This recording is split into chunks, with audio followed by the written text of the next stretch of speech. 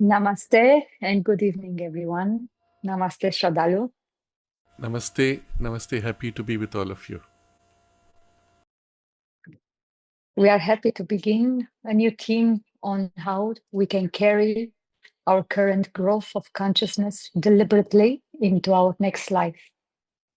You may post questions during our conversation in the chat box, or you may send an email beforehand at our email ID, integralstudies.in@gmail.com. From Sun, we have an interesting question. Does the soul carry imprints of unhealed traumas, injustice of past,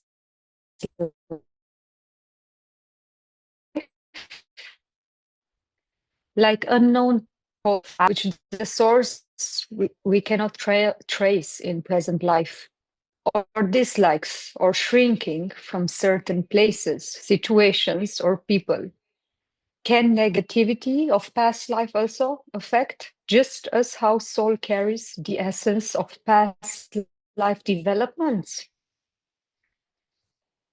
Can those imprints for which there is no solid proof in present life be erased, going back to the source?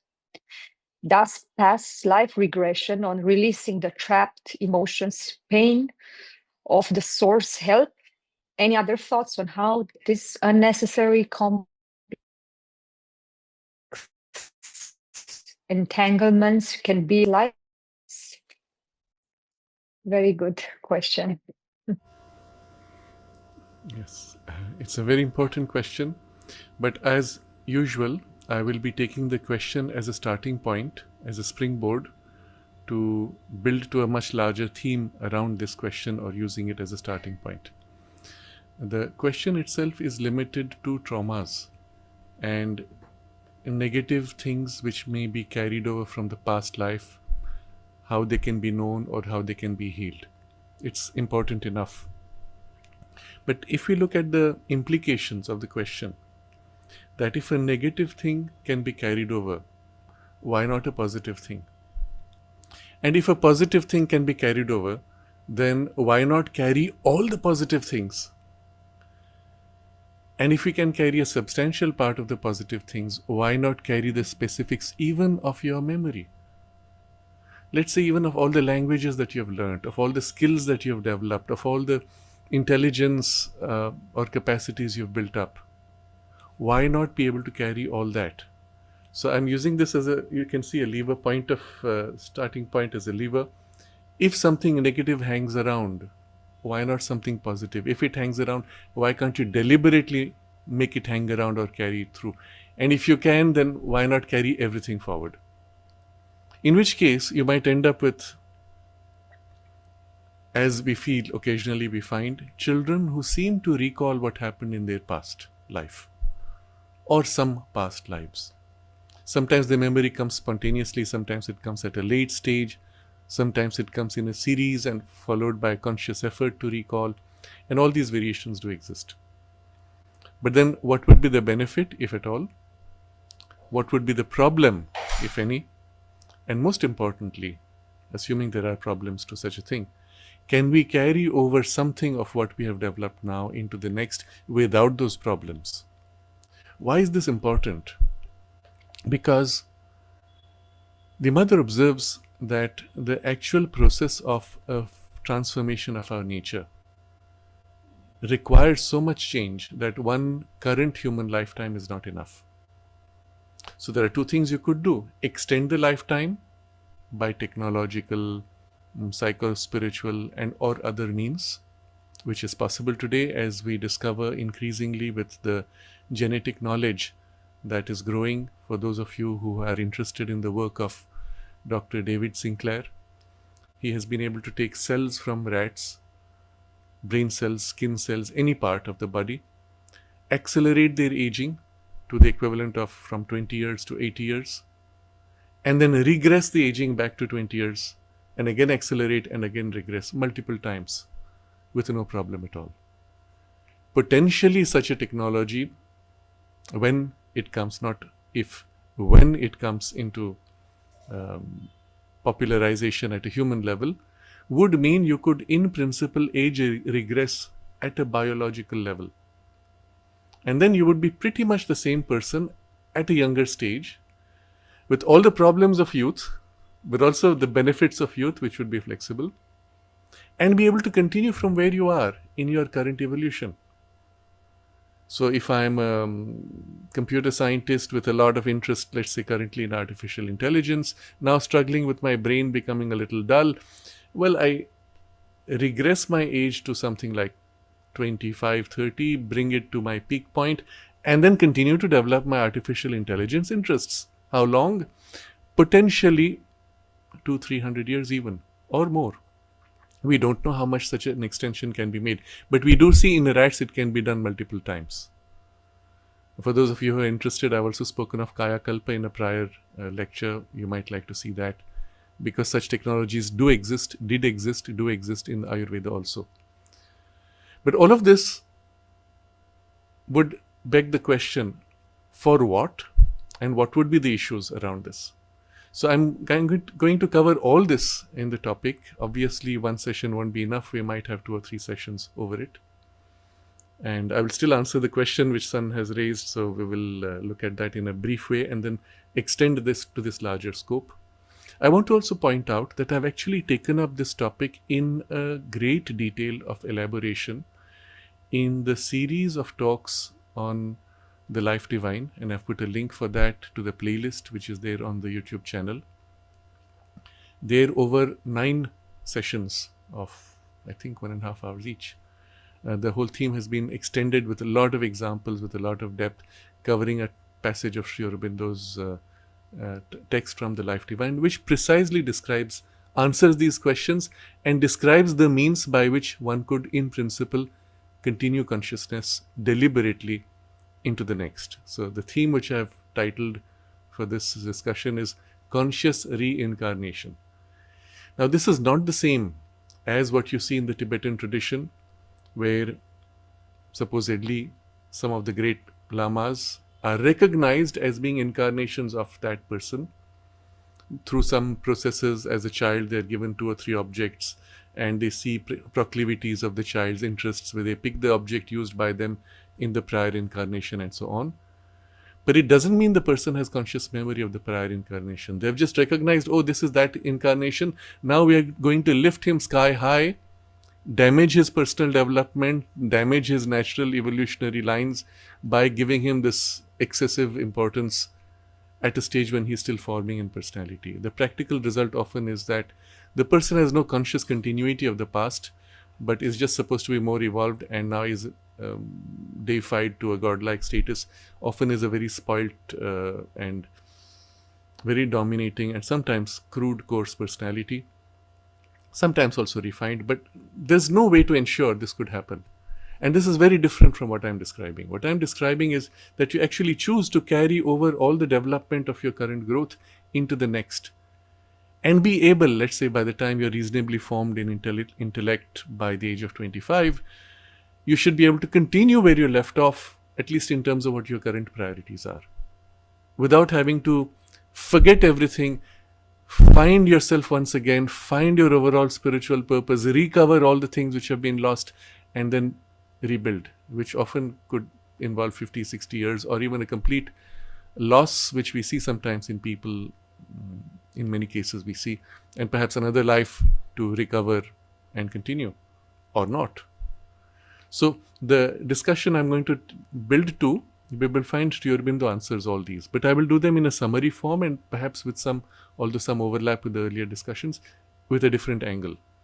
But those of you who want to do a deep dive, please do watch those first 8.5 actually talks.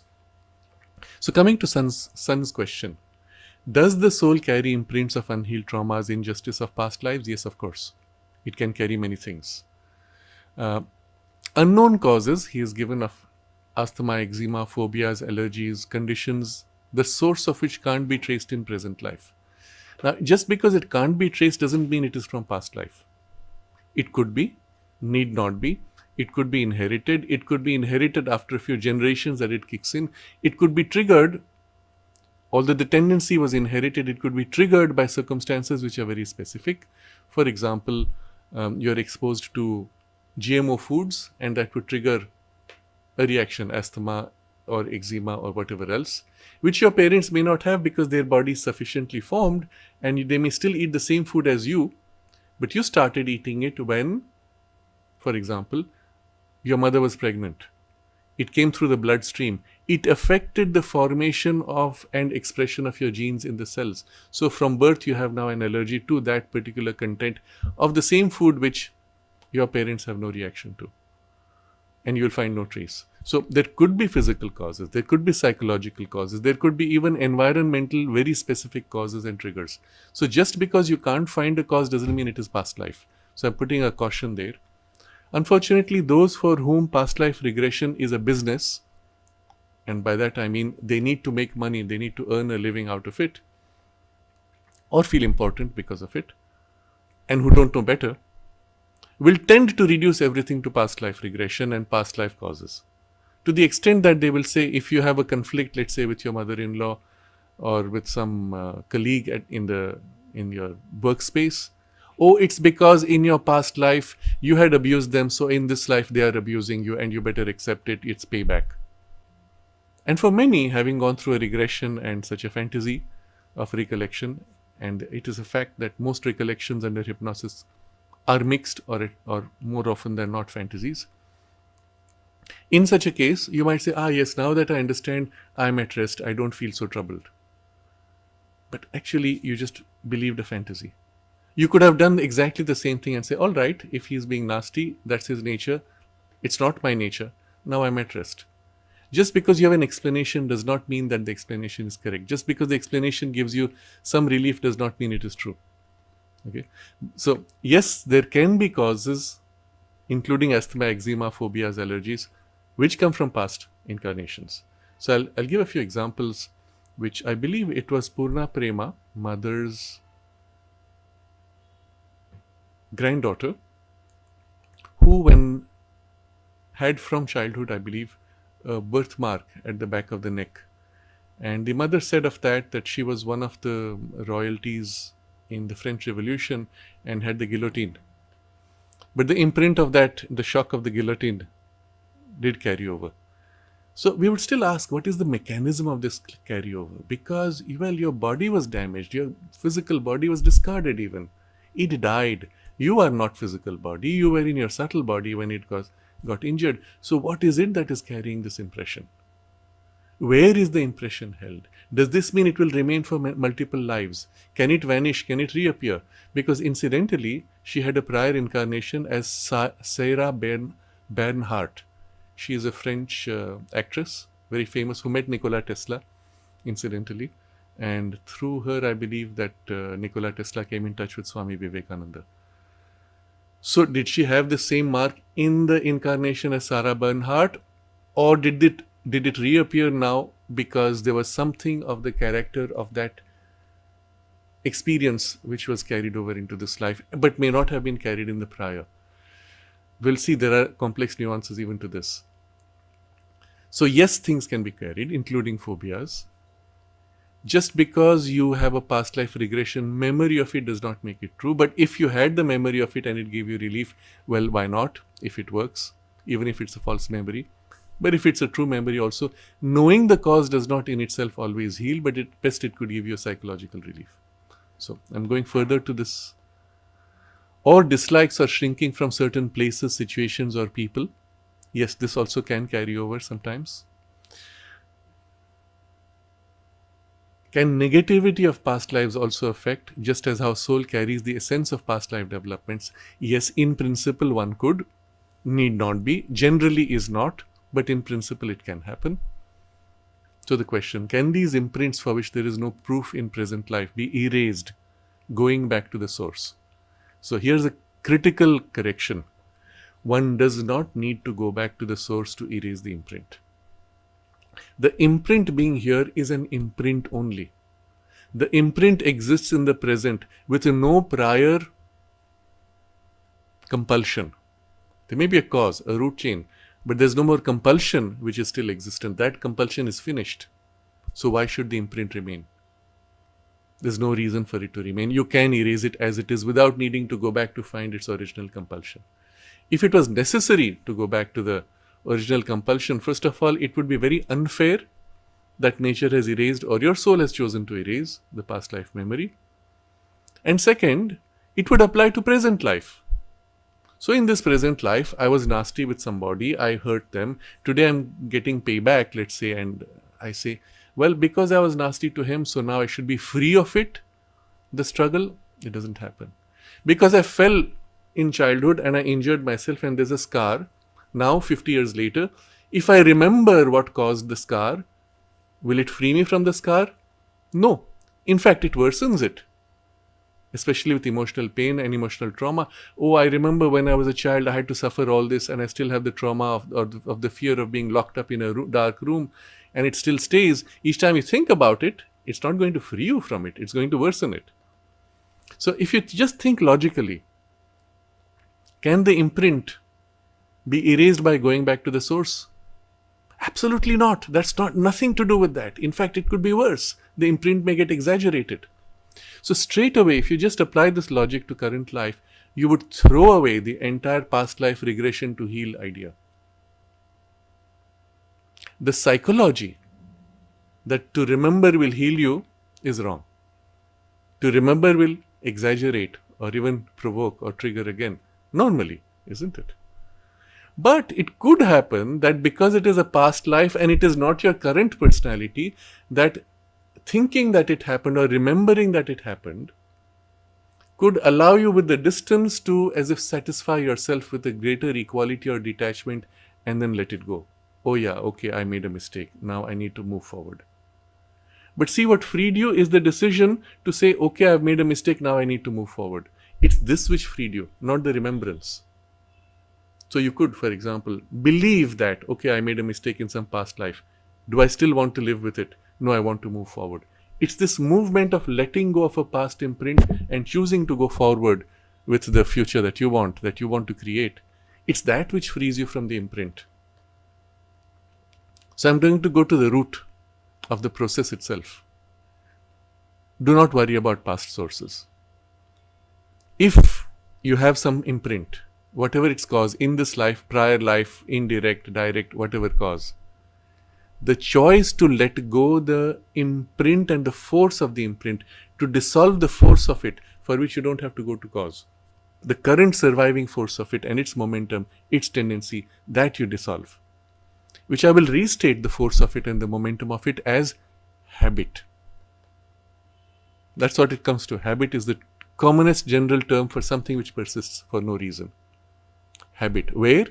Habit in the biology, in the subtle physical body, in the vital body, in the mental body, or even some injury held in the soul's memory. Very rare, but yes, possible. And as long as it's habit, you may choose to consciously dissolve. By whatever means. And as long as you can dissolve it, you are free of it. So think of it in such terms. Do not think in terms of past life regression or going back to source causes. It's not necessary. It can often be the opposite. And I'm going to take the opportunity here to share with you and broaden the scope and link it also to the program of Mark Obern's talk, which I have been speaking of the last 2 times. For those of you who are interested, tomorrow will be his first talk, Sunday, at Savitri Bhavan in Aurobindo, and the next Sunday in Pondicherry at Shenbaga Hotel. This was his first book, if you remember, 0.001, the percent, the experience of reality, and where he had mentioned some of his past life recollections. And he will be speaking about this quite extensively, particularly the process of reincarnation and what kind of things are carried over, what is not carried over, and so on. But I'm going to draw from some of it, and we are also releasing his next book, which is called Tempest, and it specifically documents certain experiences which were carried over across many lives, and in particular his memory in between lives, in the transition across lives. So one of the features of Mark's recall of his past incarnations, and they go back quite a distance into many thousands, 30,000 years at least, But one of the features of his recall, which is not the case with most others that we see today, is he also remembers the time in between the lives. So, as in the book you will see, as a child when he died, forlorn, discarded, ignored by people, he goes into a state of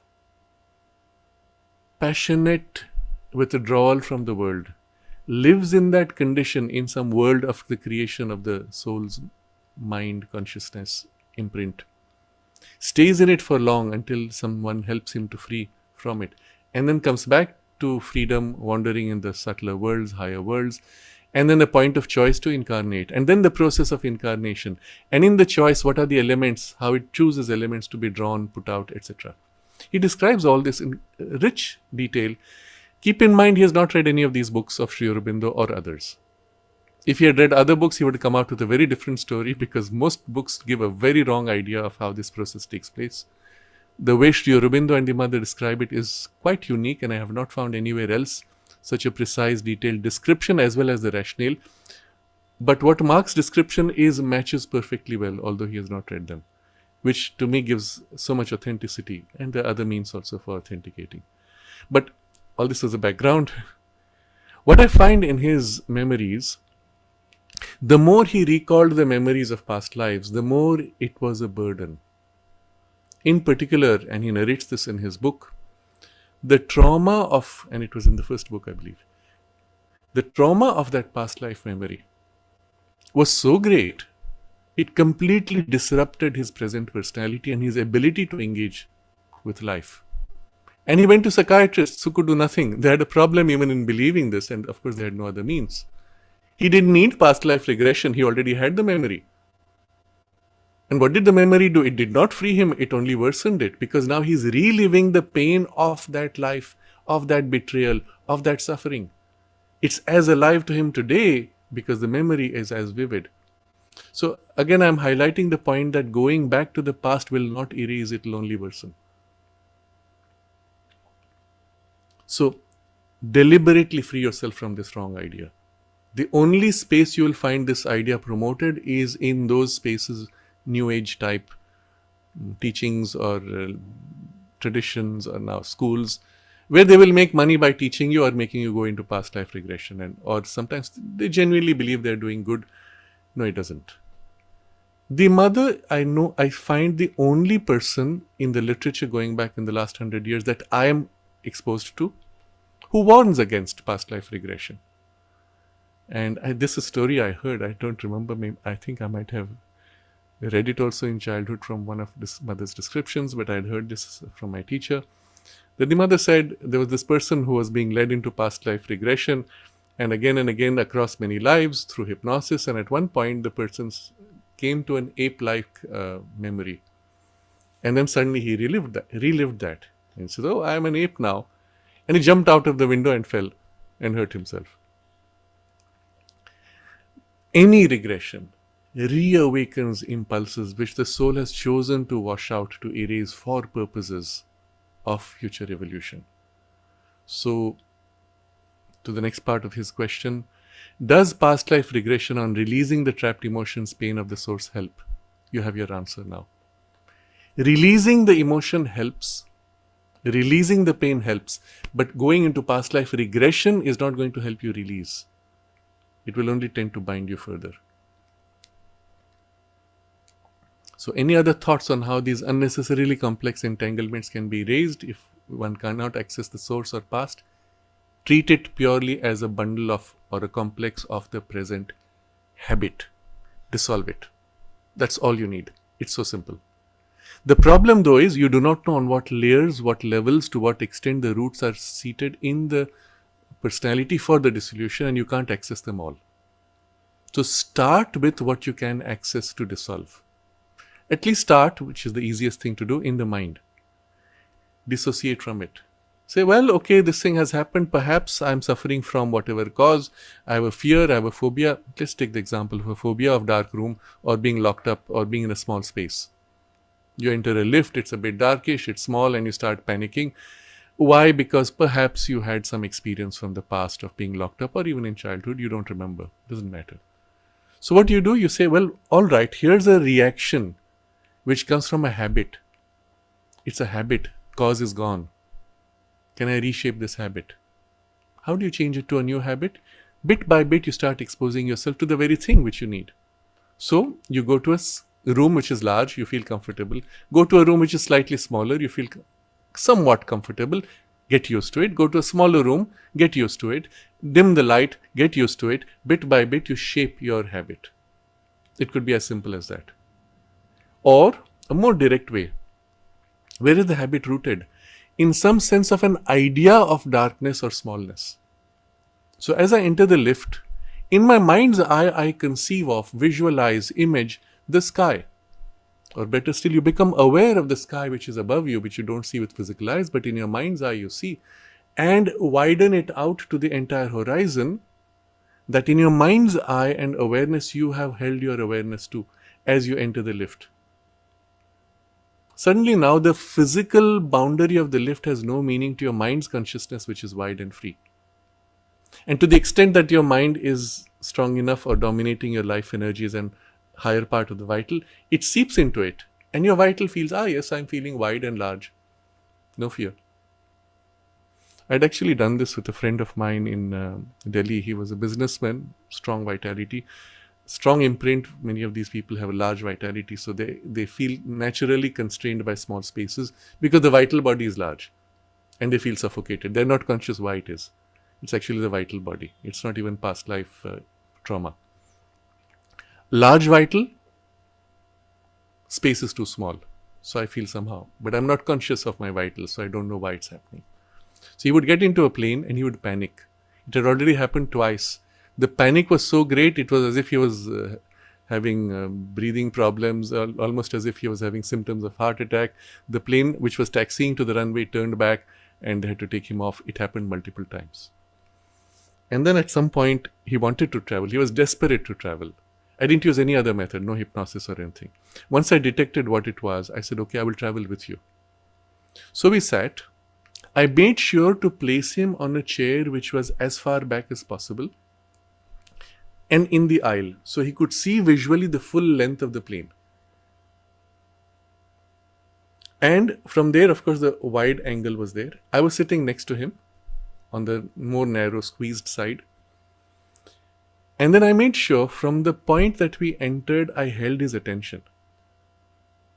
I did not allow him to fall into the habitual pattern that he had where he has nothing to do. So the mind suddenly starts wandering on the narrow limitation. What will happen? Oh, it's feeling small and I'm feeling more small. I'm feeling even more constrained, and then the panic starts. First of all, already physically, visually it was done. And the second, I was interacting with him. I drew his attention, and in the attention I was talking to him of something which, I don't remember the specifics now, it was something which would remind him of the sense of wide space. Talking to him about, when you're wandering, when this happened, and when you're going to go there and you'll see all that space. I don't remember what it was. So I kept him in the awareness of a wider consciousness. Meanwhile, the plane had taken off. Halfway through the flight, I told him, look, you have no panic, you're fine. He said, yes, he laughed. And then I said to him, I caught that moment, strongly imprinted this conviction. I said, never again you will have this. Never again. And I told him now what to do. So I gave him a hook physically to hold on to. You sit in this aisle seat as far back in the plane as possible. Look at the long span of the plane. Remind yourself that out there is the huge sky and you are enjoying the sky, not the smallness of the plane's box. Subsequently, he was able to fly multiple times. He had no other problem with this. So just to show you how simple it can be by a direct psychological process. Sometimes a route may be in the vital, approaching the physical, and there you'll find here you can free, but something in the body is still tense. Again, there consciously, top down, you relax, free yourself, open to the wideness or whatever the thing you need to correct, and call for the help of the Divine Mother and her force and light. And her force and light is wide and free and plastic and luminous. It dissolves. So if you combine your own process with the help, you can erase anything in principle.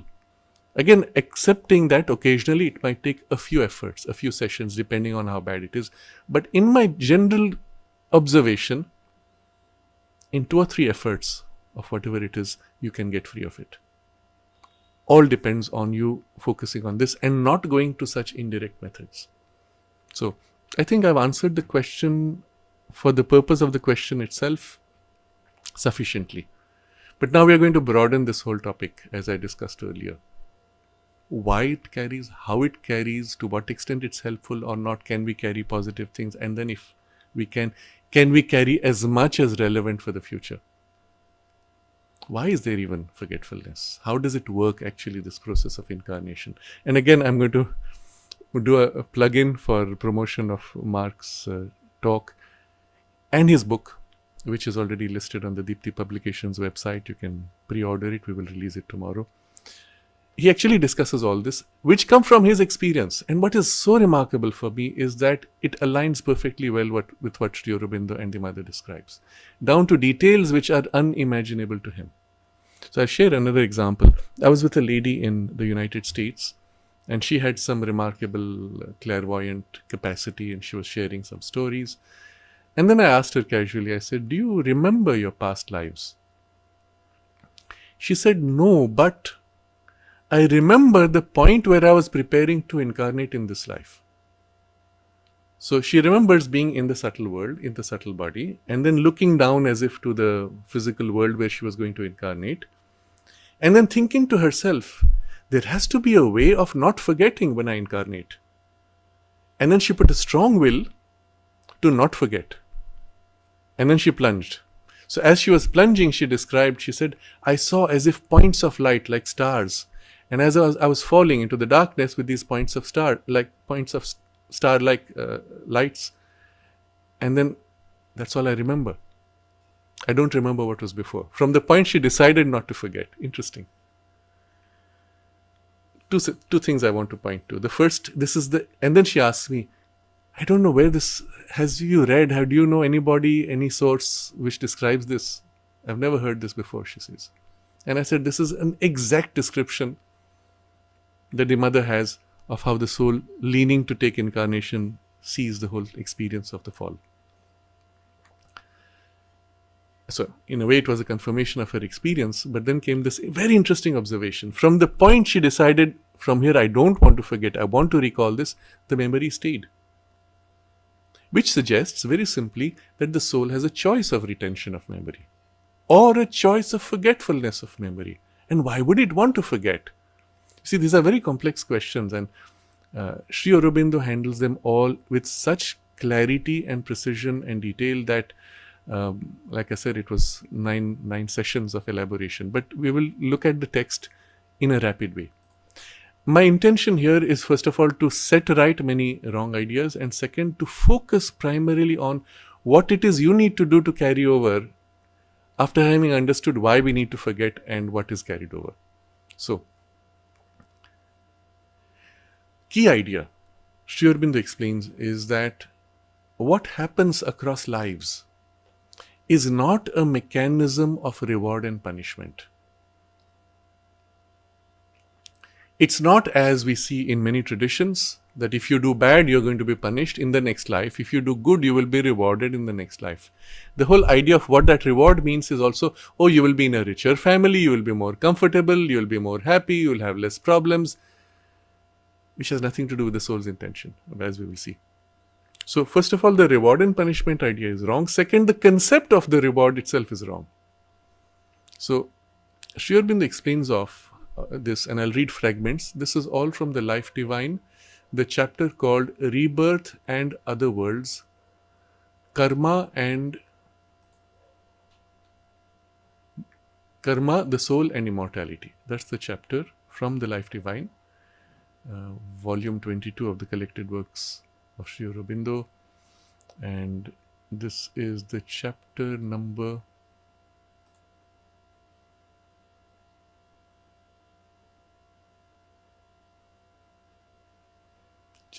22. So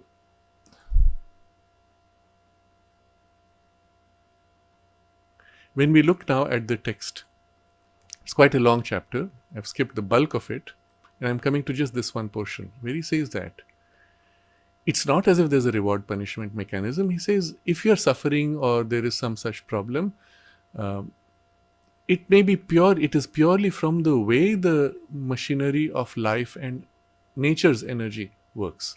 And he gives the example, you touch fire, well, you will be burnt. Now you can't say because I touched fire and I got burnt that it is punishment from some past life. No, it is the consequence of having touched fire. So a lot of what comes as so-called problems are merely from such things. So for those of you who are interested, I would suggest to read the full chapter, but I'm going to go to a portion much further on where we come to this working. He says, the action of the cosmic energy is complex and the same forces may act in different ways according to circumstances, to the need of the being, to the intention of the cosmic power in its action. So, in all nature's dealings with us, there is a relation of things and there is a corresponding lesson of experience. And so this complex energy, this working of cosmic energy is complex. So it may act in different ways. There is a conscious cosmic energy. It may act in different ways according to circumstances, according to the need of the being, your being, to the intention of the cosmic power. So there are all these intentions which are involved, including your being's need and the cosmic power's intention. All these are being taken into account in the working of cosmic energy. Now, this is completely different from the purely materialist view, which says that there is no such thing, there's no purpose, we are all here by chance, by accident. So, we are going to discard that. We are seeing here a cosmic purpose and the being's, your individual purpose, your soul's purpose. This is also completely different from the Buddhist viewpoint, in which both soul and God have been removed, which being focal points of the freedom of action. There is no freedom left, there is only machinery of this same natural energy. And the energy, therefore, being existent by itself for no purpose, becomes a gigantic trap and a circle of karmic suffering and machinery now driving you being not free, bound in the machinery, is the idea now, which is not correct because you are free as soul. You may be bound in machinery in the part of you that sleeps and is bound to machinery or chooses to cling to machinery. To that extent, you're bound to machinery. These are very important corrections. It's also very different from what passes today as the modern Vedantic teaching, which says your soul is bound in the cycle of rebirth by karma. It basically takes the Buddhist position and blends it into the earlier tradition of the Veda and completely damages the Vedic teaching. And says you are bound, you are suffering, you need to get out of life, you need to get out of the cycle of birth and death to which you are bound. Wrong. The soul is always free. And Sri Aurobindo states this very logically, irrationally. He contradicts this whole teaching of the Mayavada, which says you are bound in the illusoriness of the world and in this cycle of reincarnation, by showing you, logically, using its own logic, that it ends up contradicting itself. How did this illusion come? How did the soul get bound in illusion? And soul, you just say at the same time, is self and free. So if you look at all the elements, and he puts it in a beautiful sequence to show you that the teaching itself contradicts itself. And that's always a sign that the teaching is in some portion wrong. Now, all these positions are right from a certain perspective and partially right. If you identify with matter alone and look at the world, you say, well, there is no such mind, there is no soul, there is no intention. Yes, it's a valid perspective, but it is incomplete and therefore wrong to then extend it to areas which it does not know. And the same from the Buddhist perspective, which is from the mind's understanding of things shorn of the soul and the divine. See, the Buddha was very clear. He did not deny the reality of the soul or God. He refused to speak of it. When he was asked, he refused to say. He refused to answer the question. Does God exist? He kept silent. Why? Because he couldn't say he doesn't exist, because it's part of his experience. He couldn't say he does exist, because then the whole teaching which he is giving you to get out of this suffering and the cycle of birth and death would be put to question. And the method itself would be put to question. If God is there, then why can't God help you, for example, would be one of the questions. Or why did he push you into this? And it changes completely the framework of what is being taught. So He chooses to stay within the framework, which is his solution for getting out of suffering by the shortest means possible. For that purpose, it could be one valid means, one valid method. So again, there's a validity to a perspective, but the perspective being incomplete essentially is even wrong when extended beyond its domain. And the same with the modernist Vedantas, which are based in the Mayavada, the perception of illusoriness of the world and the sense that the soul is bound. Again, yes, one can experience it. The mother puts it in this way. The world is not an illusion, she says. The way we perceive it is an illusion. And you could say, to the extent you're bound in that illusory perception, you suffer. Break out of that illusory perception and see it for what it is. And it is a real thing. It is body of Satchidananda. You will get free of the suffering and you will find your freedom and so on. So, yes, these are valid positions. So, understand they are incomplete, insufficient, therefore, and you want the complete view. And this is what we're going to focus upon. So remember, there is your soul's intentions, there is the intention of the cosmic power in its action, and all these are going to modify the active processes of the cosmic energy in its working. And he says, our life is affected not only by its own energies, but by the energies of others and by universal forces. And all this vast interplay cannot be determined in its results solely by one factor of an all-governing moral law. Oh, now I committed some sin, so I must suffer. That's a very stupid, narrow view. And its exclusive attention to the merits and demerits, the sins and virtues of individual human beings. So just because I've had a sin or I've had a virtue, somehow it has to cancel all these processes and give you the reward or the suffering. You see the same pattern in the Jain tradition, which are derived largely from these two imprints. Nor can good fortune and evil fortune, pleasure, pain, happiness and misery and suffering be taken as if they existed merely as incentives and deterrents to the natural being in its choice of good and evil. So even this idea that suffering and fortune, misfortune are there to help you to grow by becoming a good person and not a bad person. That also is, it just doesn't fit once you look at the big picture.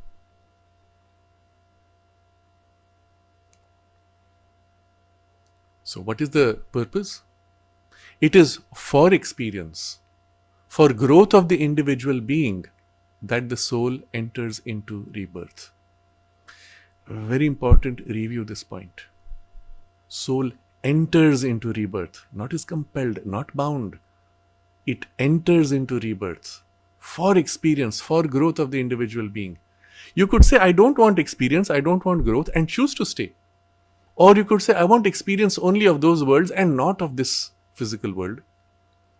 I want only growth of that type, but not this which the physical world can offer, and choose to stay there for experience and growth of that limited band. But if you say, I want growth and experience of this particular kind, which I cannot get in those worlds, then it chooses to incarnate. You see, a very simple statement, very simply stated, has such profound implications. Because soul is ever free. Soul as in the self and the psychic being is ever free. It is for experience, for growth of the individual being, that the soul enters into rebirth. Then, consequence, joy and grief, pain and suffering, fortune and misfortune are parts of that experience, means of that growth. Now you see the perspective of joy and grief, pain and suffering, fortune, misfortune. From the soul's point of view, I'm going to enter this domain for a specific experience. This is part of the game. And if one comes more than the other, it's part of the game. Not punishment, not reward.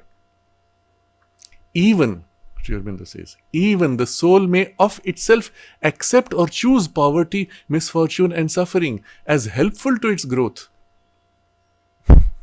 Why? How? Stimulants of a rapid development.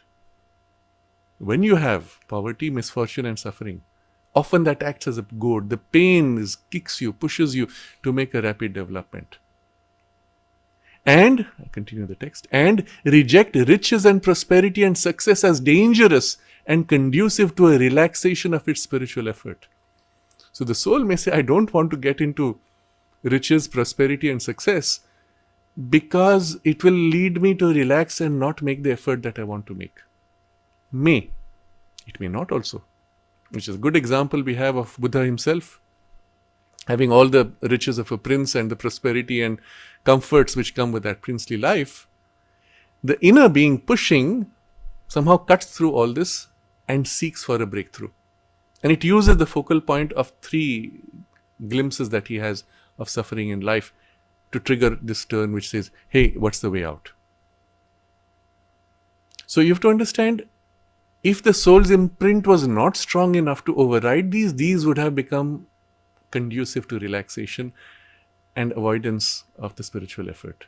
So a lot depends on the soul's maturity, its capacity to overcome tendencies of the outer nature that it has taken on when it incarnates. All of this, my intention in going in this depth is not only to give a background of what is carried over, why certain choices are made, but also for you, all of us, to understand the circumstances of our own lives from this deeper viewpoint. Now, he says, happiness and success, bringing happiness, are no doubt a legitimate demand of humanity. Of course, we all want to be happy. We want to have success, comfort, etc. Where does it come from? It doesn't come from that fear-reward machinery. It comes from a deeper truth, he says. It is an attempt of life and matter to catch a pale reflection or a gross image of felicity. There is a deeper spiritual truth which is our bliss and felicity from which we come, and we are trying to as if find that or reflect that in a very superficial way. So, but a superficial happiness and material success, however desirable to our vital nature, are not the main object of our existence. So just because I have superficial happiness and material success, that's not really what we are looking for. So they're not the main object of the existence. They could be incidental at best. Again, he elaborates. If that had been the intention, life would have been otherwise arranged in the cosmic ordinance of things. So the design of life would have been different if that was the goal. The goal being experience and growth from experience, the design is such as it is now.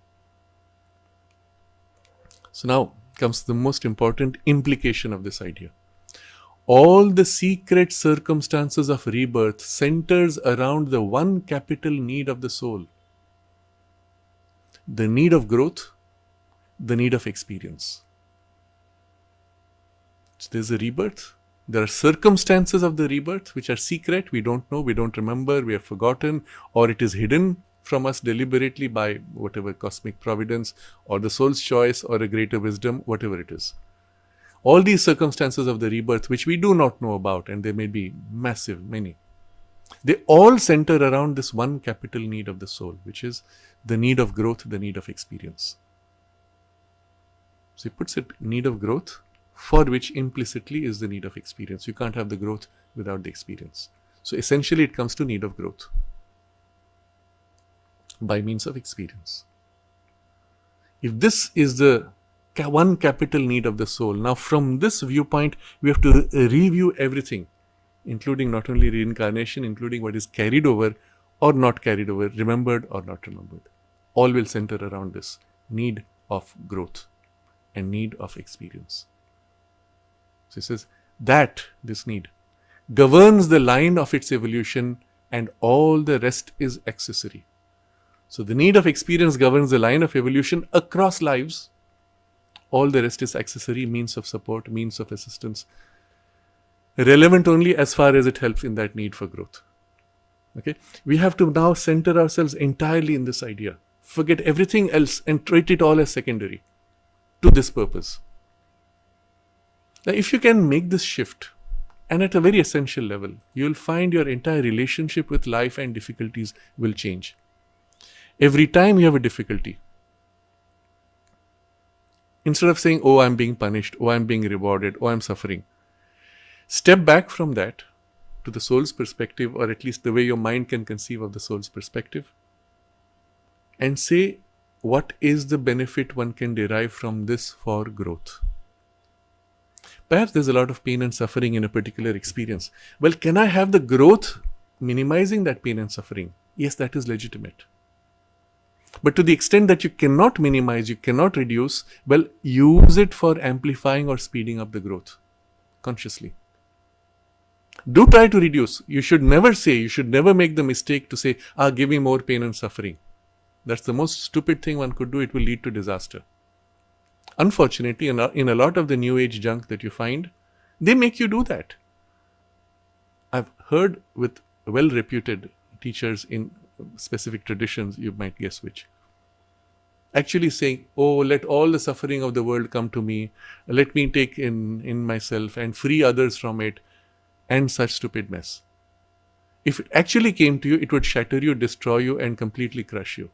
Fortunately, it does not. It does not listen to you. And fortunately, you do not have the conscious capacity to open to all that junk. Just opening to a little bit of your own internal junk in the lower vital ranges is enough to overwhelm and put you into severe depression or other psychological problems. Do not ever aim to do that. Always, from the spiritual point of view, open to the light, open to the freedom, open to the vastness, all the attributes and qualities and powers of the self or the divine consciousness and the divine mother. That's all you should be opening to, more and more completely in all of yourself. Do not make the mistake of trying to open to the lower or darker or whatever else. So, when you have difficulty, when you suffer, when you have pain or discomfort of any kind, please do reduce. Maximize the reduction to the extent possible. You don't need to suffer to grow. But to the extent that you cannot, use that as a lever to accelerate the growth. Never seeking it, never wanting it, never accepting it as inevitable or necessary. All these corrections I'm again repeating. It's there, all right, I'm suffering, I have pain, all right, I use this as a goad to push forward and make that extra effort to overcome whatever it is that lacks. But ask for and do what you can to always free yourself from the pain and suffering needlessly. They are not necessary at all. Okay. So, we're looking back at the big picture. All the secret of the circumstances of rebirth centers around the one capital need of the soul, the need of growth, and all the rest is accessory. It helps or it does not help. That's all that matters. Cosmic existence, he says, is not a vast administrative machinery of universal justice with a cosmic law of recompense and retribution as its machinery or its divine or a divine legislator and judge at its center. All these ideas are wrong, false, childish, harmful. You'll find a lot of this coming from the Abrahamic traditions, from the Christian tradition, from the Judaic tradition, from the Islamic tradition. God will judge you, punish you, reward you. And it's as if he has nothing better to do. Sitting there to watch you suffer, make the most silly mistakes because of your ignorance or incapacity, and then judge you and punish you for things which you couldn't have helped. It seems so silly. And it's as if he has to do that, imagine the machinery which is involved to track all this. And then to weigh it out. Okay, you did so much bad, so much good. How do you weigh it? And it's a psychological game of... It's so silly. Even in the Hindu tradition, to the extent that these ideas have infected it, and I'm using this word infected because they do not exist in the Vedic conception, which is the original, the root of the Indian civilization. To the extent these ideas have infected, we are even told, and certain truths are warped in the process.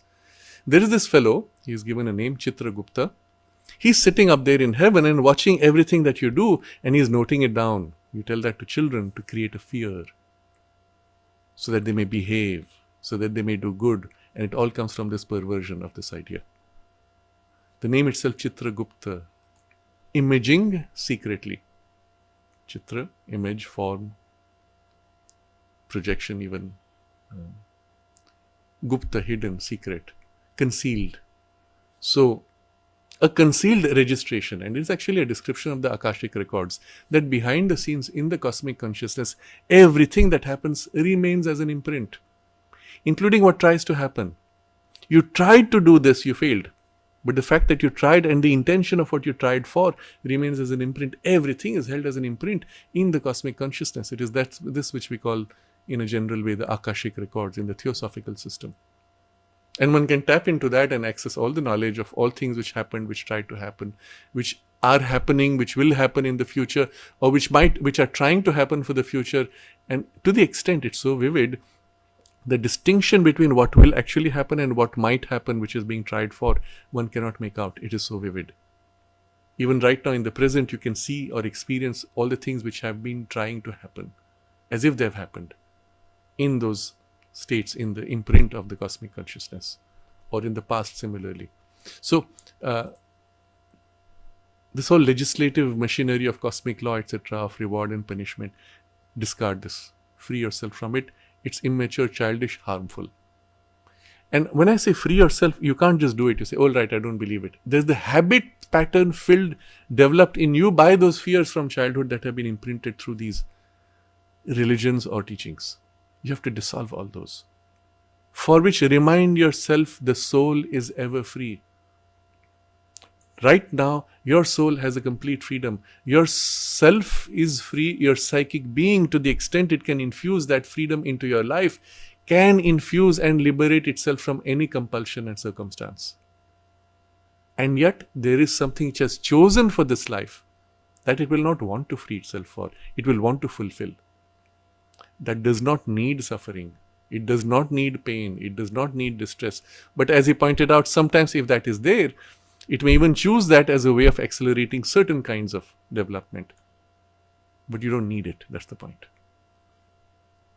So,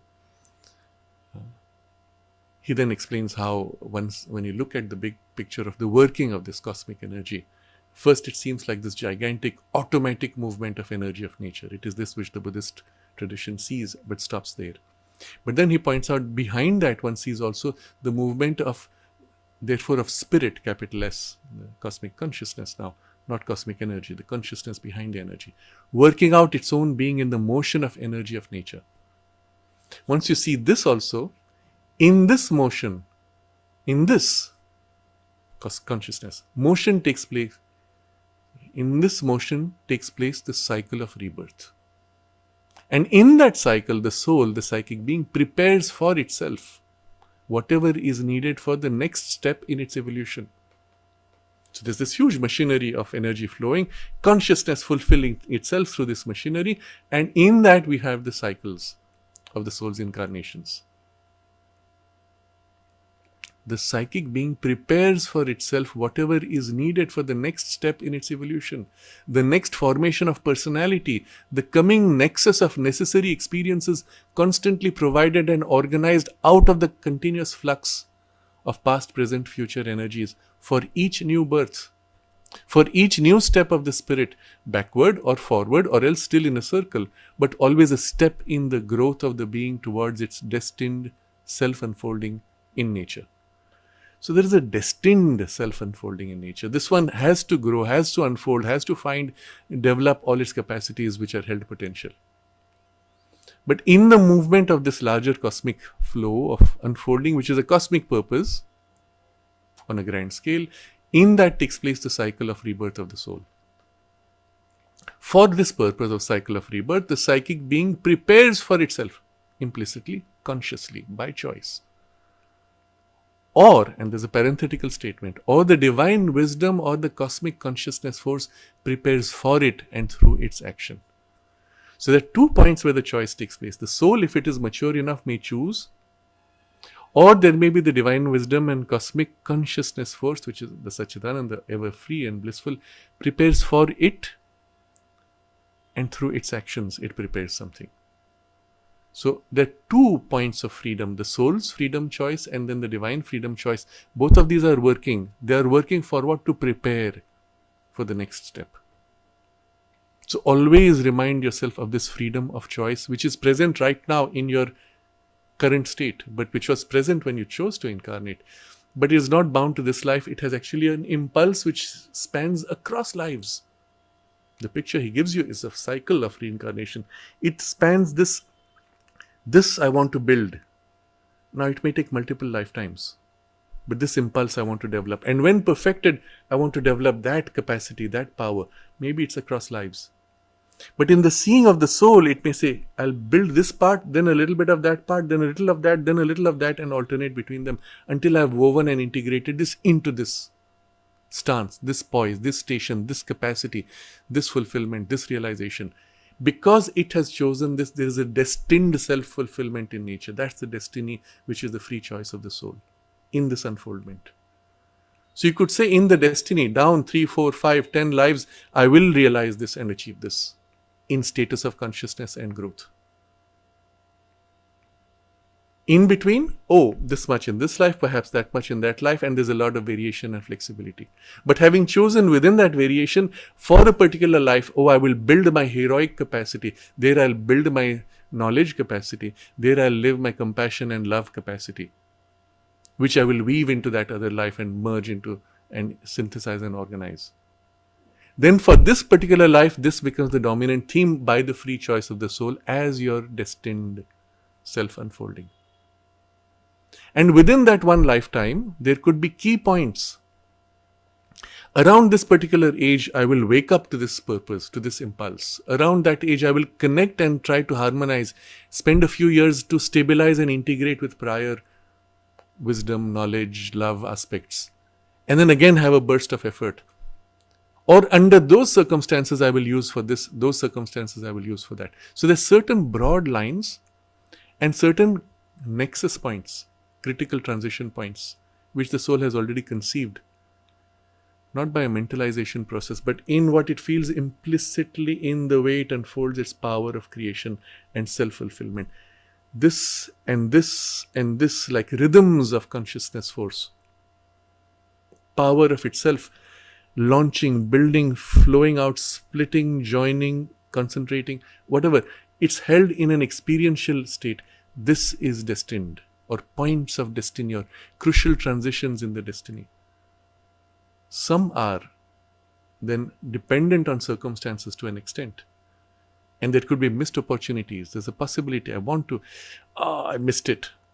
The outer nature was too rigid, I got distracted by something else, whatever it was. Okay, compensate for it. And if for some reason it happens, in this life I could not fulfill, immediately a birth is taken to complete that before it then continues in the broader line of the scheme. But because it has chosen, it is inevitable, it is destined. You see how this works?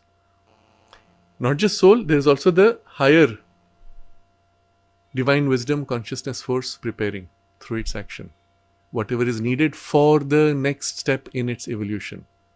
Now, next step, he does not say next life, next step in evolution, which could be across lives. And so what is needed? Next step in evolution. The next formation of personality.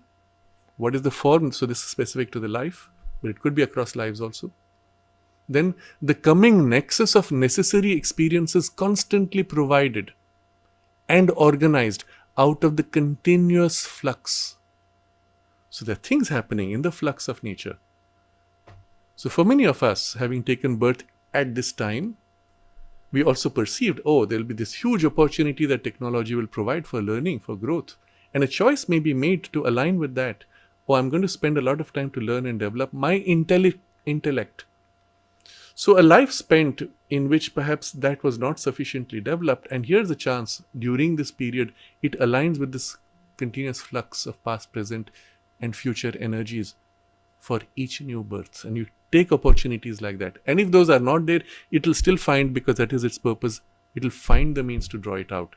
You'll spend a few years in a library soaking in the knowledge for that purpose, if it's so needed. Or you'll find the appropriate teacher who will have that necessary knowledge to get what you need as a point of lever.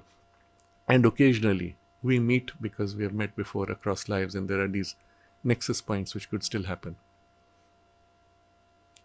So to provide the continuous flux provides, or we organize out of it the necessary experiences for each new birth, for each new step of the spirit. And then he gives something quite amazing. He says, backward or forward, or else still in a circle. The step you take could be backward, forward, or in a circle. So you might actually say, hey, this life I'm going to spend, or this period I'm going to spend in just enjoying this, immersing in it, going round and round, wallowing in the particular kind of experience. So it's like a circle. You're just going again and again, maybe even across lives, a few lives. But he says, even if you're going in a circle, always in a step, always a step in the growth of the being. Even if you repeat, wallowing in this, it's a luxurious relaxation. I'm just going to enjoy the joy of relating to nature or the joy of immersion in the presence. Always, because you are not the same. With each experience, you are growing. Always in a step, even though it seems as if you're still in a circle. Or even if it seems as if the spirit takes a backward step and not a forward step. Having developed my power of intuition briefly, I say, yeah, it's not integrated with the intellect. The intellect is not sufficiently developed. It's not sufficiently refined. I want it to be more supple, plastic, or rich and finely structured. I take a backward step to again focus on the intellect, to be now reintegrated in the next with the intuition.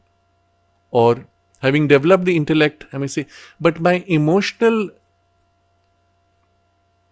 richness, nuanced subtlety is not sufficient. I go back into an inferior grade of development, build, integrate. But even in that going back, it's a step in the growth of the being. That's the point. So having given this whole thing, well, reread the sentence and you see how much is packed into this one single sentence, describing this movement of the spirit and energy in nature.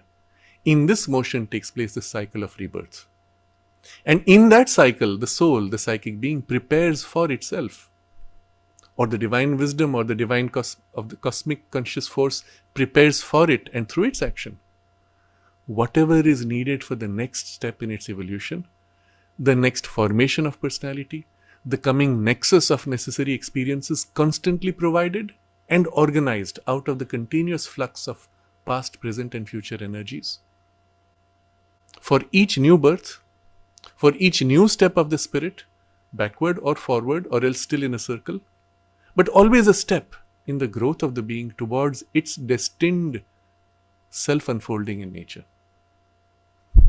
You see, so many complex, rich, interdependent ideas have been brought together in this structure of the sentence. When we unpack it, we can see all these elements. But if we don't unpack it separately, often the mind is not sufficiently trained and developed to appreciate the richness of and the interdependence of the complexity of these things. You see, the sentence, many might say, is needlessly complex. Why not just say it the way I did? I unpacked in many pieces. You could. When you are unpacked in many pieces, in your consciousness, there will be still independent and linearly stated pieces. The reality is they are interwoven in their dependence. So you could take all these fragments and bring them in actual representation of how it is in the experience, and then it forms this complex sentence structure, where you see the interdependence of these different pieces and tendencies and forces and options and powers and compulsions, destiny and so on, but in right relation. That's how Sri Aurobindo writes. So your mind initially needs to unpack, sequence, appreciate all the pieces, and then rejoin, and then reread this line once, twice, 3 times, and let the full force of this complex fullness of experience of the sentence infuse into you and settle into you. That's how we should do it in our study. So, that's an aside. We continue with the text. This brings us to another element of the ordinary conception of rebirth, which is not acceptable. So again, we have an ordinary conception of rebirth and a side to it which he is going to free us from. Since it is an obvious error of the physical mind, the idea, so what is this error? The idea of the soul itself as a limited personality which survives unchanged from one birth to another. So I am this person now. When I reincarnate in the next, I should be the same kind of person, right? No, it's not. I can be totally different. So different that if you knew it is the same soul reincarnated, you might say, why, that fellow was such a nice guy and this guy is totally different. He's whatever it is, totally different. But there may be elements which would be common also. So we had many cases in the ashram where the mother specifically mentioned so and so is reincarnation, and we could see elements which were common and we could see so many other tendencies which were quite different. I remember one of them, there was a lady who mother gave a lot of importance to, and for whatever reason She never put on record all that she learnt. When she was pregnant, when she conceived, when she was pregnant, when she gave childbirth, when she raised her children, in every detail, mother was giving her detailed guidance, instructions. When she passed on, mother's attendant Pranabda, who had seen all that, his first question was, did she write down all that mother told her? No. Unfortunately, he said, there's a huge body of knowledge which she poured into this woman. It's all lost. Many of us, I recall at that point, had tried to interview her to get from her some narration, some narrative, something. She had always refused for various reasons. So, but I'm giving this example because in her case, it was her brother who had passed on that mother brought back as her son. So she would comment that I can see the elements which are similar and other things which are totally different. And so this was a case where mother actually took her through a detailed process to help that soul, but also to help her in, and so on. So there are a few such cases we know of where we can see this. So the ordinary idea is it has to be the same personality from one birth to the next. Sri Aurobindo comments, this too simple and superficial idea of the soul and personality is born of the physical mind's inability to look beyond its own apparent self-formation in this single existence. Because we can't look beyond what we are in this very superficial way. We think, oh, that's all that is my soul. No, it's not. In its conception, what returns in the reincarnation must be not only the same spiritual being, the same psychic entity, but the same formation of nature that inhabited the body of the last birth. That's our idea. This is wrong. The body changes, the circumstances are different, but the form of the being, the mind, the character, the disposition, temperament, tendencies, it hopes, it wants, should be the same, are the same. John Smith in his new life is the same John Smith as he was in his last avatar. So Sri Aurobindo now contradicts this. But if that were so, there would be no spiritual utility or meaning at all in rebirths. Why do you bother with rebirth? Just continue in the same personality, isn't it? Go through, like snakes, they molt. The entire skin is shed and they come out with a new skin which is more pliable, more flexible, more young. Go through a molting process if at all you find the shell is too rigid. Even there are crabs which do that. There's a thing I've heard in a video about the American bald eagle. I don't know how far it is true, but it goes something like this. There's a certain age, I think at the age of 40 or so, that the eagle's beak is so hard that it cannot use it anymore. Its nails are so formed and rigid that it cannot grow anymore. If at that point it cannot use them to eat or to cut, at that point, if it keeps them, it will just die of starvation.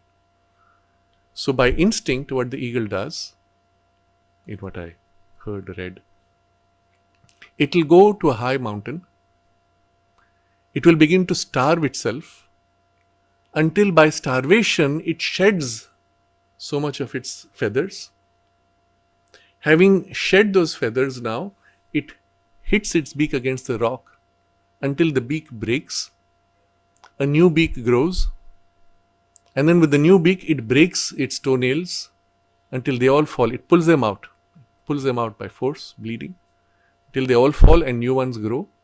Now with a new feather body, new beak, new nails, it can fly out and feed and grow, etc.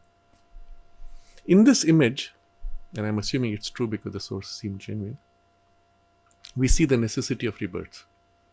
Certain things have hardened so much, you need to get rid of them. But that's not enough. The point he's making, even with this, you could have repetition of same personality. But something more is required, he says. The same small mental vital formation till the end of time would be pointless. For the growth of the embodied being, remember that's always the starting point, towards the full stature of its reality, not only a new experience, but a new personality, not only a new experience, but a new personality is indispensable. So your eagle, by such means, should now be able to become a wolf. And by the same means, next time should be able to become a bear. By such means of transition, should now be able to become a snake, for example. Obviously, it's not bound in the process of nature's capacity. The eagle can molt, the snake can molt, and they can go through reasonably limited transitions. But to make the full transition of personality of nature or experience, which is necessary for the soul's growth, nature does not provide the means. So the necessity of discarding the body and taking on a new body, which nature could not provide by means of transition. So here we recognize the necessity of the reincarnation process, but also the key of how we could carry consciousness through in the reincarnation, which we will come to. I don't think we'll have time for that. So I'll just suggest, in anticipation of what we will read later, if you could become flexible enough in consciousness, in those layers of your bodies, then even with a new personality, with the same personality, or even taking a new body, keeping the flexibility you have developed, you could have continuity of consciousness without needing to forget. This is your key. Flexibility, strong individualization, and strong interiorization. These three things fulfilled, you should be able to carry your consciousness into the completely next personality and body without losing continuity of your capacity and your sense of purpose and even your spiritual growth built up. But you need to become that much flexible and also individualized to carry the seed of your consciousness, of the surface personality. But what carries is not that, is the soul. So you need to individualize the surface personality for this purpose. This is the rationale of what we will discuss, but it will be probably next time. For now, we are looking at this. A new personality is indispensable. But there's an exception. Sri Aurobindo always gives you all exceptions, and life being infinite freedom, always there's an exception to any rule. So the exception is this. To repeat the same personality would only be helpful if something had been incomplete in its formation of its experience, which needed to be worked out in the same cadre of self, in the same building of mind, with the same formed capacity of energy. So the three things: same cadre of self, same building of mind, same formed capacity of energy. Normally all three are changed, but you would keep partly or wholly these things if there was something incomplete. Let's say there was an accident. You got thrown out. You don't die. You got thrown out. Your body was knocked out. Okay, my work is incomplete. I take birth quickly. Continue as much as possible the same thing. It is often in such cases that you see that carryover of memories, which very quickly then the soul also erases. But because it carried material and chose to retain, or sometimes chose to forget, but often because the material is there, at least in early childhood, memories are there, and then quickly the soul withdraws those memories and they fade out.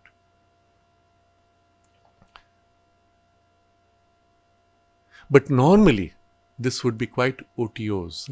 The word OTOs Sri Aurobindo uses very precisely. The sense of purposeless, idle, meaningless, with no practical result, but also inertia. It's as if God is not smart enough, too lazy to take the trouble to be able to give that radical change. So,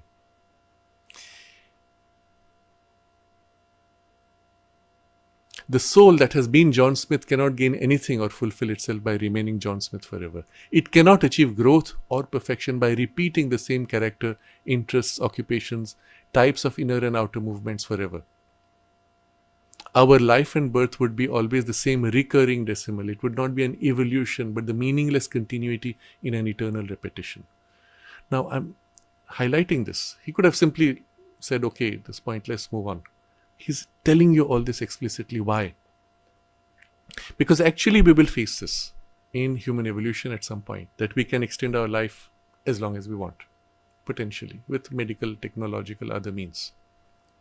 But having done that, there's a point where you yourself will say, and now I'm kind of fed up with this limited frame of experience. I want to have a frame of experience which is radically different.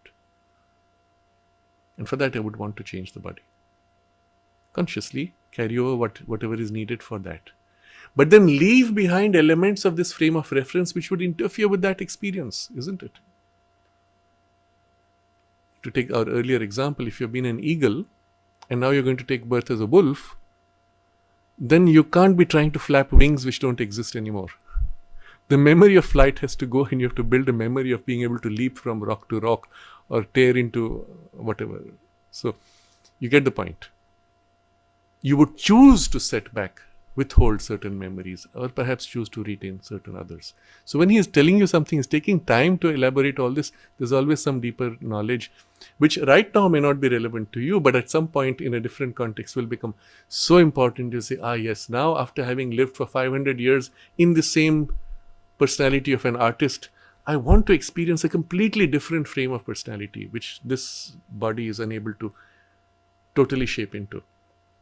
And so you might actually choose to say, okay, I'm going to quit this and take birth. Unless the body itself could be made pliable enough to continue and reshape itself into that mold. Can that be possible? So that these are all things which Aurobindo will discuss later in the same text. We ignore that for now. So what is required? Our attachment to our present personality demands such a continuity, such a repetition. John Smith wants to be John Smith forever. So if I continue, or even if I reincarnate, I want to come back as the same fellow.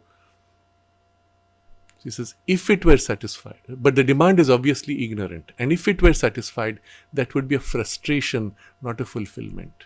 You would say, what's the point of being the same fellow?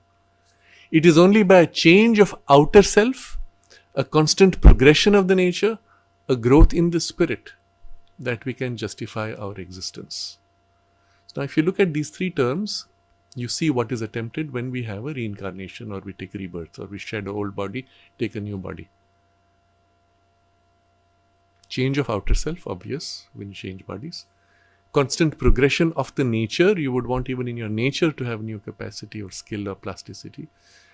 And a growth of the spirit inside, then we can justify our existence. Now, he dwells on this idea of the personality as only a temporary mental, vital, physical formation in which the real person, the psychic being, exists, and it has put out this personality.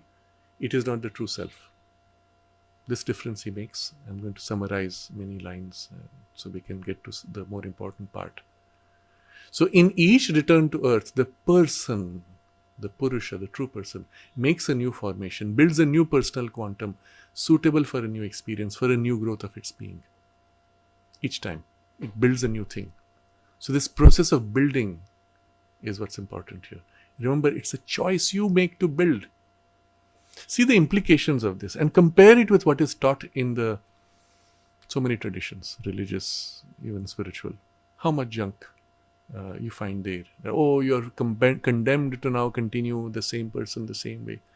No, you're creating a personality in your full freedom.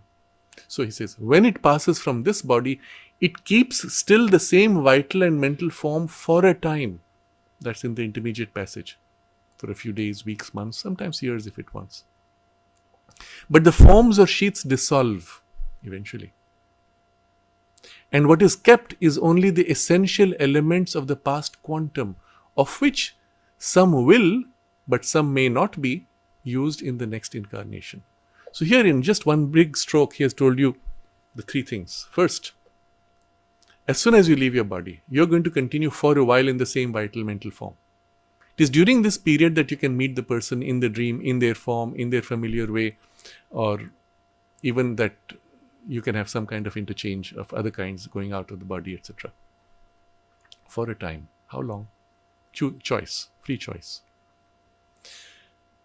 Sometimes compulsion because you're lost. You're not conscious that you've gone on the other side. You still try to maintain by dullness of consciousness, continue the physical life. Then you're stuck for a while in this purgatory passage, but eventually you break free. Eventually, the forms and sheaths dissolve. And what is kept after that dissolution is the essential elements of the past quantum, quantity of experience, content of consciousness, substance even to some extent, because consciousness is substance, of which some will be used in the next incarnation, but some may not be used in the next incarnation. What? Who chooses? Why? The soul's choice of what is needed in the next. So it may say, this is useful, I'll keep. The rest I will not keep in the next. What happens to that? It is absorbed in the soul. It is held back in layers within as a potential. So now we read the text again. The essential form of the past personality may remain as one element among many. One personality among many personalities of the same person, capital P. But in the background, in the subliminal, behind the veil of the surface mind and life and body. So what was the essential form of this person, let's say this fellow with this name and personality and formation? Whatever was the essence, it will remain. It's held behind. Remember, from each of the past lives, there's something of that essential personality. It's held behind, among many, in the background, in the subliminal, behind the veil of the surface mind, life, body. So a new form is put out. Now this fellow who comes, he can't say, oh, I am so and so. No.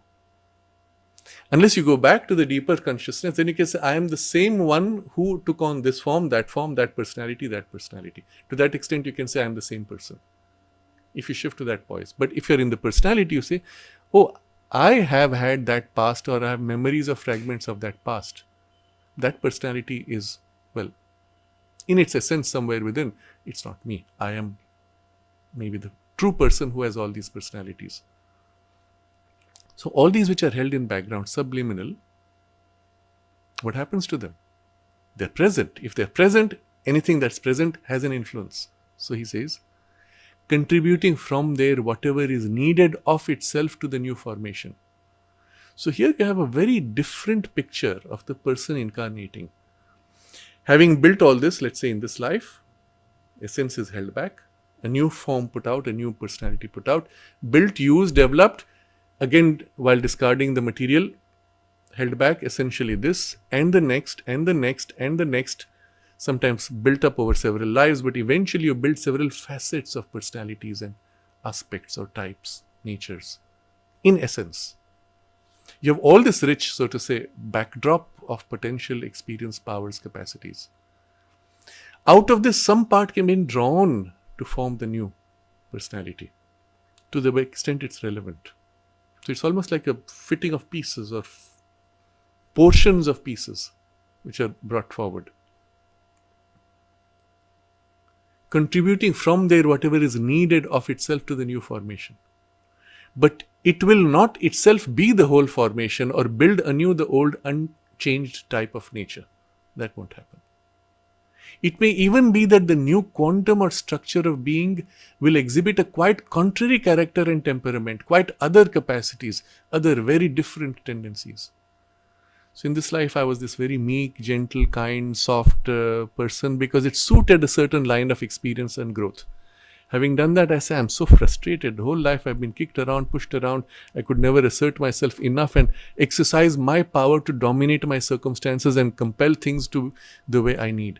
This I need to build absolutely. You have a completely different personality. You're a warrior, assertive, dominating, imprinting your will and forces on circumstances. How can this fellow be that? It's impossible. Or it may go the other way. Having been so powerful and dominant, I don't know what it's truly to serve like and be completely self-effacing. That is the experience I now need. And you have completely this opposite. How can that powerful fellow be like this?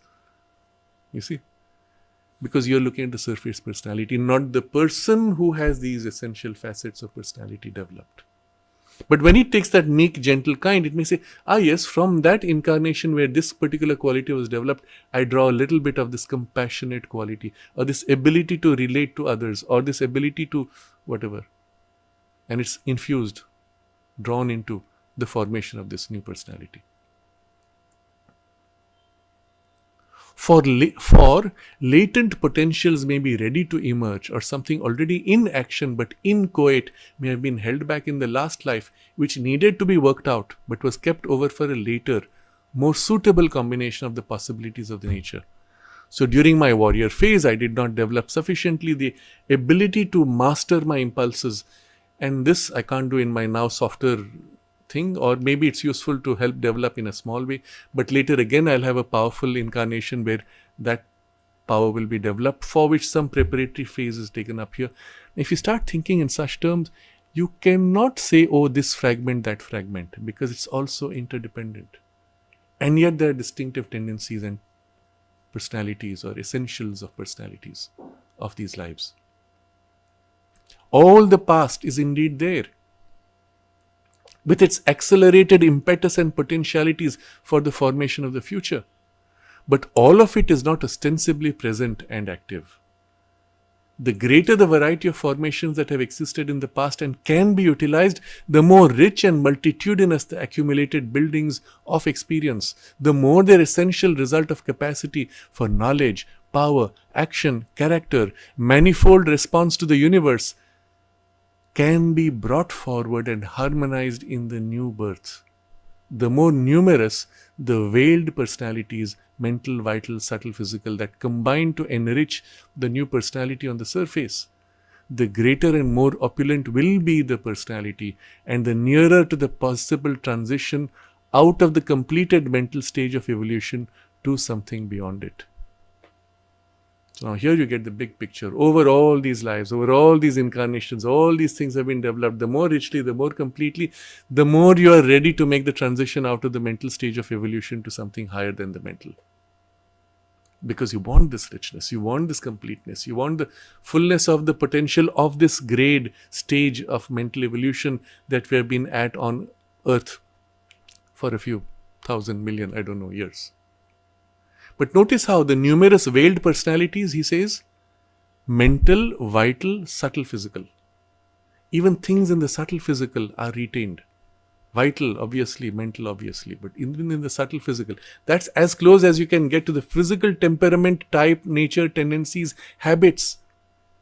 That's where the injury, in the example I gave before, could actually be carried over with a certain quantum of substance carried over, a tendency carried over. Of course, it could be dissolved, but since it was there, it was carried over. Now, it could be that in this particular life, just after that injury, you are focusing on something different. That material was not brought forward. You don't have the mark. In a much later life, it is brought forward, and the tendency of that mark might stay there, or might appear momentarily in childhood or in a certain phase of life when that influence is strong and then subside and vanish completely. All these things are possible. Or even in the in-between transition, it might say, yes, that I need to consciously dissolve. And I spend a little while wandering in the subtle world, subtle physical worlds, developing, modifying and dissolving or doing something which I can now incarnate without that imprint remaining. Everything is possible. That's the level of freedom we have as conscious, spiritual souls, psychic beings. Of course, to the extent you have matured and grown, to that extent you are able to exercise that freedom directly by willful, conscious expression. To the extent that might not be so developed, it will still be there. The freedom is there, but the ability to exercise it with distinct form will be somewhat less because not sufficiently individualized. But still you will have the help of the divine consciousness working to assist to fulfill your soul's intention and purpose by external support, including through nature and including directly by the divine action of the consciousness force. This is the big picture. Such a complexity and gathering up of many personalities in one person can be a sign of a very advanced stage of the individual's evolution, when there is a strong central being that holds all together and works towards harmonization and integration of the whole many-sided movement of the nature. But this opulent taking up of the past would not be a repetition of personality. You're not repeating one personality. You have this richness of the past experiences. It's not a repetition of personality. It would be a new formation and large consummation. All this is fulfilling the new. It is not as a machinery for the persistent renewal or prolongation of an unchanging personality that rebirth exists, but as a means for the evolution of the spiritual being in nature. It's for this that rebirth is there. Having understood this now, we have a better framework in which to appreciate the memory, what is kept and what is not kept, and why and how, which will be our content of the discussion for next time in the rest of the passage. And then will come the discussion about how you can make a conscious transition. So for those of you who like, please do reread the portion we have studied or read the whole chapter, but dwell on it in this way now and understand how much he is conveying to you of the nature of this transition and process. So I have not looked at the chat box. Maybe we're already somewhat late, but so Madhuri is saying, my son had traumatic fear from sound of crackers from childhood, but I was not able to connect. It need not be anything to do with past life. It will simply be because he's sensitive, and particularly in the physical nerves, there's a sensitivity. So any sharp sound creates a jerk and a shock. It's not past life. Recognize two things you could do. Of course, he is young depending on his age. But if you have it in older age, normally he'll just get better. It will go away by itself as the body strengthens. The body outgrows its hypersensitivity. Or if it is still there, you have to build the strength by strengthening nerves. The spiritual method for that will be to bring down peace and consciously infuse into the nerves. When you have this dense peace soaked into your body, in the nerves particularly, the shock comes, nothing moves, not a ripple, you're impassive in the nervous system itself. There can be a huge explosion and you say, ah. There could be even a blow which knocks your body, throws you off, but your consciousness will be impassive because held in that solidity of the peace.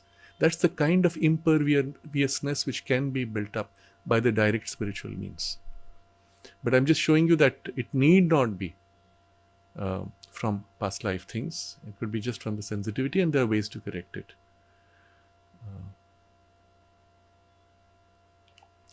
Vadilal says that one Dr. Uday Shah claims of knowing 158 past lives, including his animal births. Is it possible?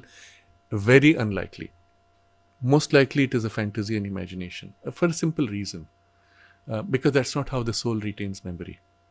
If you understand the mechanism of rebirth, which now we will be discussing the memory aspect next time, the memory is held in the parts and the content which was relevant for the growth, in these essential portions or aspects of personality which are retained. The things which are shed are dropped, they don't come. They could be re-accessed through, if you went into the Akashic records and drew out elements, but they were not carried in the soul's memory.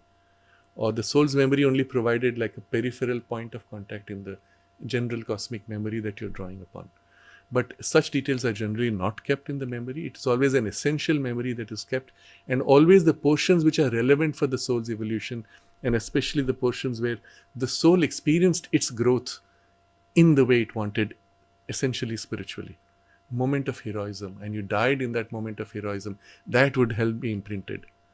Details of past may not, at least not in that memory. They might still be held, and you can draw it from the cosmic by as if going back by an active effort, but that's generally not carried. The memory of also of animal births is very unlikely, because at that point the individualization of the soul is not strong enough for it to be able to carry or even hold a memory of this kind. But it's possible that in many such cases there were genuine elements of memory and then other things which mixed in. If the access to the memory was done through regression under hypnosis, then very likely there's a heavy mixture. I'll give an example how that could work. Suppose a person is going through, let's say this Dr. Uday is going through this regression, and I'm a hypnotist, and in my mind is a preconceived idea which I hold. He will very likely pick it up and experience it as his own memory. And this was tested. This was actually done in laboratory conditions, where the hypnotist was told, oh, this person had such and such trauma. Can you please tap it and draw it out from his past life memory? And always when they made up any fanciful story, the person had accessed it as memory. Or the reverse, or a variation of this could happen. While this is going on, I as an experimenter am watching. If I create a strong formation and project that idea, the person can catch it and have it as a recall of his own memory, as if. So he could be picking up pieces, fragments from other people's memories, from the general mass of memories around, and feel it as his own, simply by identification. Hypnosis is not the way to access soul memories. So mostly it is fantasy. Occasionally it can be a blend of one mixed with the other. So I'm just saying, I'm not making a judgment. Maybe there's something to it, but I'm just pointing unlikely because of these reasons. So Vadila says it is by hypnotic regression. So I think that answers the question. It's very unlikely to be accurate. So Baptiste is asking that I've mentioned common features of Mark's experience and what we find in Sri Aurobindo's and the Mother's description. Which book is this topic mentioned? Exactly the text we are reading now, In the Life Divine, which, as you can see, quite elaborate, but very essentially held. You really have to dwell upon nuances of each word to get the full picture of what he's sharing. If you just go with the overall sentence and summarize, you lose like 80% of the content which he's conveying. But then there's a lot of elaboration of some of these passages by the mother in her talks in the playground, in questions and answers and entretien, as it is called in French. So you'll find a lot there where she gives many examples of such things. Then you'll find a lot in Sri Aurobindo's letters where people have put questions. So these would be broadly three areas of their writings where you'll find a lot of material. It's possible that someone has done compilations of these things. I don't know. So many of the other questions which I'm looking at seem to have been answered. Or Revati's question about psychic being goes across lives. So is it possible to carry the mental, subtle, physical and vital bodies? Yes, I've already answered that. Yes, it can carry content. Significant quantity of content, if it so chooses. Generally, it carries only the essential, allowing the material to dissolve. But it can freely choose when there's a particular requirement.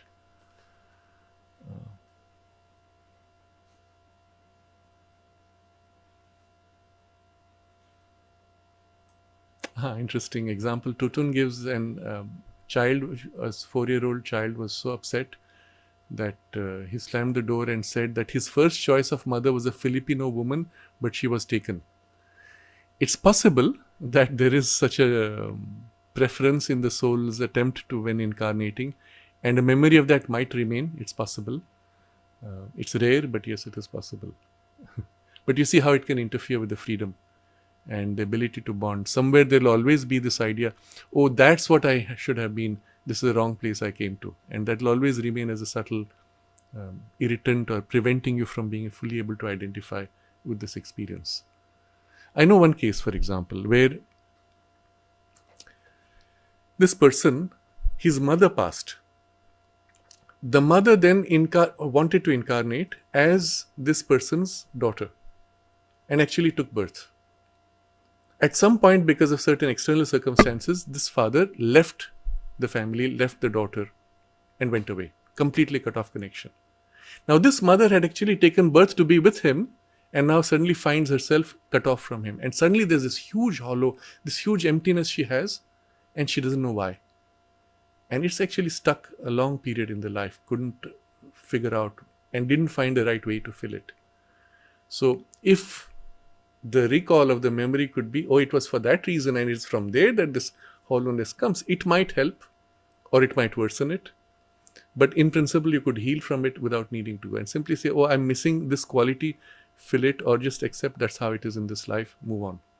There are many variations one could do for resolving, but perhaps it would be an interesting example to explore if you were told that, oh, this is what you had, or if the memory of this came back. Maybe it could help, I don't know.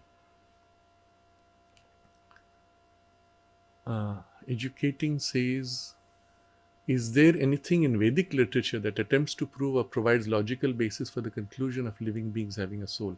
You see, the Vedas are not intended to be expressions of logic.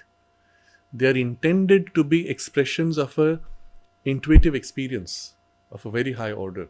So they describe and convey spiritual experiences. They describe the experience itself.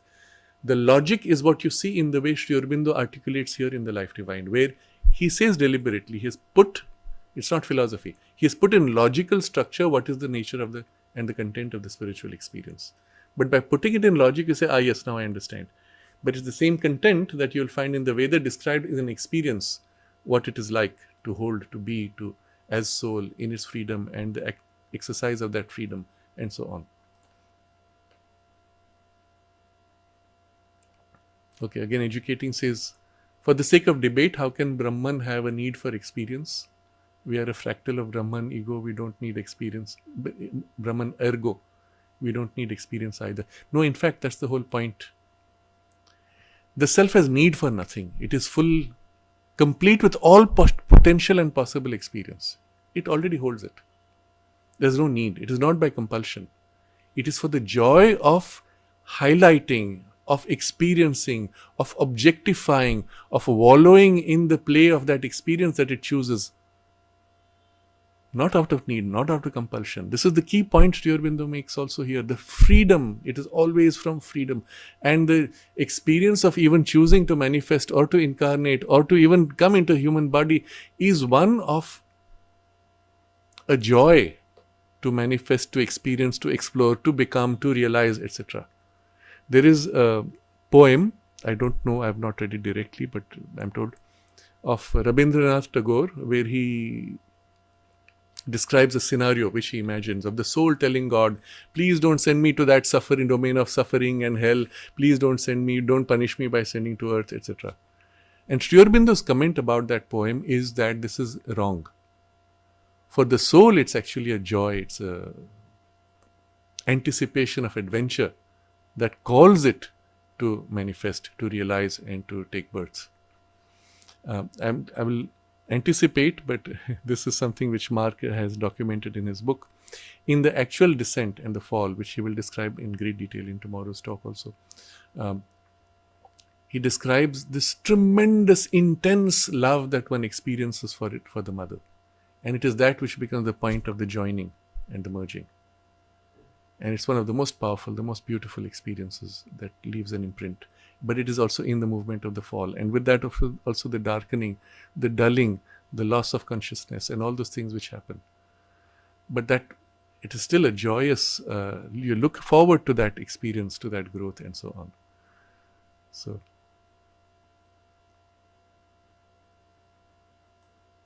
I think the other questions we will take up and blend into the text as we proceed.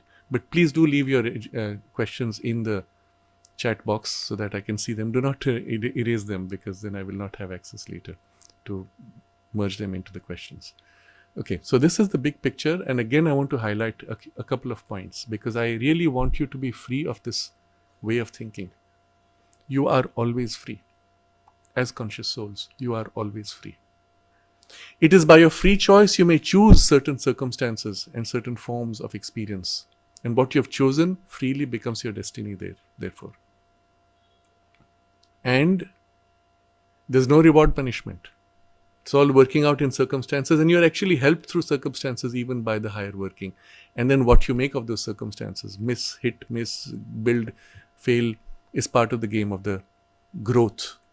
And the only factor which matters in reincarnation is growth through experience. That's the only thing which matters. Everything else is secondary to this. All our current concepts of good, bad, right, wrong, suffering, pain, joy, etc. are secondary to this purpose. Become conscious of this.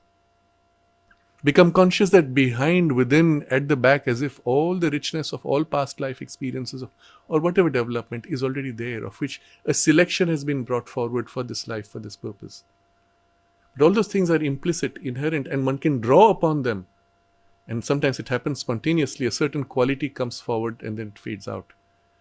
But also, if it is interfering, one may leave it behind. Otherwise, if it is useful, one draws it and even integrates it in this life personality experience. So,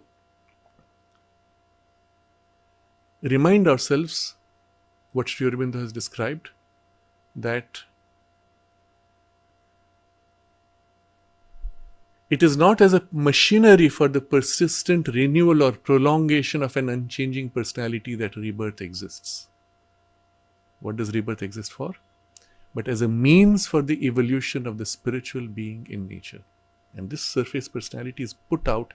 The spiritual you, the true you, is behind, which you must find. You must become conscious of. And the more you become conscious of that, not only the full access to the past is there, but also your sense of purpose in this one becomes more and more directly felt.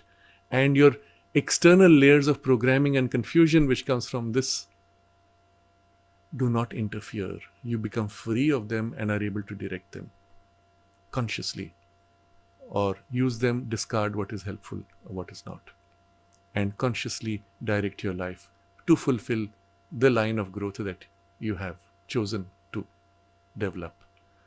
And in following what you have chosen to develop is the deepest joy, is the deepest satisfaction, because that's what you wanted. When you are misaligned from it, that's when you have the suffering, the sadness, the sense of loss, and the misalignment, missing, even depression. Bring yourself back Become conscious of why you're here, what you want to develop and build. And it doesn't matter if you're externally successful or a failure. The fact that you grow in that experience is your greatest joy and fulfillment. And this can be ours. So with this aspiration, let's hold ourselves in concentration for a while, and we'll continue this topic next week.